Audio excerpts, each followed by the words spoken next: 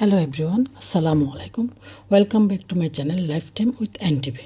আমি আজকে আপনাদেরকে দেখাবো নলি রান্নার সম্পূর্ণ প্রসেসিং। নলি রান্না করার জন্য নলিকে ভালোভাবে কয়েকবার পরিষ্কার করে ধুয়ে নিতে হবে।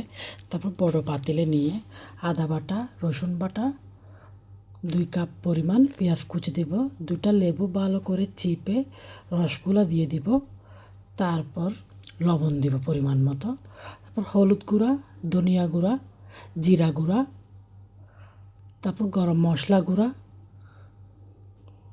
দিয়ে দিব, তারপর আধা কাপ টক দই দিব। এমনভাবে গরম পানি দিব যেন নলিগুলো সম্পূর্ণ ডুবে থাকে। একটু মেখে দিব মশলাগুলো, তারপর চুলার উপর বসিয়ে দিব।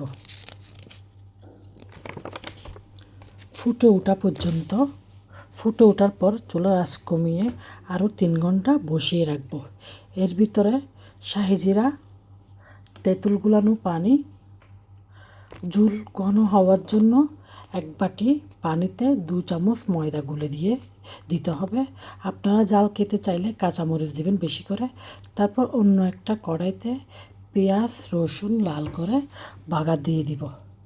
তারপর ধনে পাতা দিয়ে একটু গরম মশলা দিতে হবে। এরপর ধনে পাতা দিয়ে রান্নার প্রসেসিংটা শেষ করব।